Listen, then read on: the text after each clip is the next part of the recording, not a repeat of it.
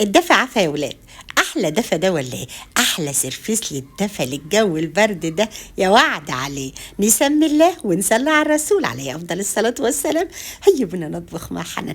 بحبكم في الله. اللف الاحمر ما تحرمونيش منه ولا من دعواتكم. بصلتين اتنين، بس اهم حاجه نشيل مكان الجذور بتاع البصل لانه بيبقى مخشب. مهما تضربيها في الكبه او تضربيها او تقطعيها بتغير طعم الاكل. البصلتين الاتنين مقشراهم وشايله كده راسها وشايله الجذور بتاعها زي ما انتم شايفين، وهقطعها بايدي. ليه اقطعها؟ عشان تدينا سكر يا سكر. كل ما تقطعي البصل او الخضار بايدك بتحط نفسك فيه وبيبقى حلو. انا عايزاه مكعبات كبيره، دي مش مكعبات، دي مش تقطيع. التقليه هعملها، عملته معاكم وهعملها معاكم مره واثنين وثلاث ان شاء الله، عشان حبايبي وبنانيتي روح قلبي. معايا نص لحمه، هو نص و60 جرام بالظبط. عايزه تعملي ربع لحمه مفيش مشكله، عايزه تعمليها صدور فراخ برضو مفيش مشكله، دي مشغل. ده لحمه كده ملبسه جايباه، قطعتها عصافير عشان ترمي معايا كميه. نص معلقه سمنه.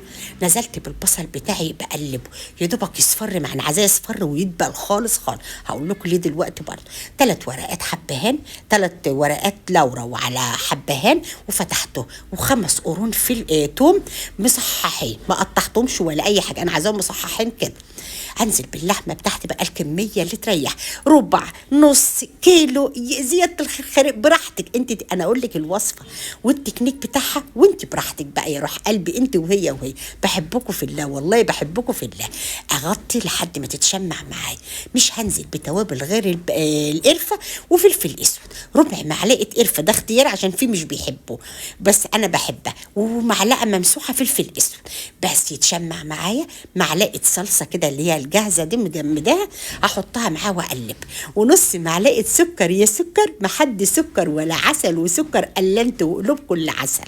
طيب يلا اقلب يلا خلاص كده حلو قوي. بصوا بقى تعالوا خدوا بقى كمان الخطوه دي، في خطوات حلوه قوي. ده البلح الطري، البلح الناشف مش هنختل. خدت النقه بتاعته قشرته كده كويس، ما خليتش عليه حاجه. ليه؟ عشان انا مستعجله وعايزه الاكل يستوي.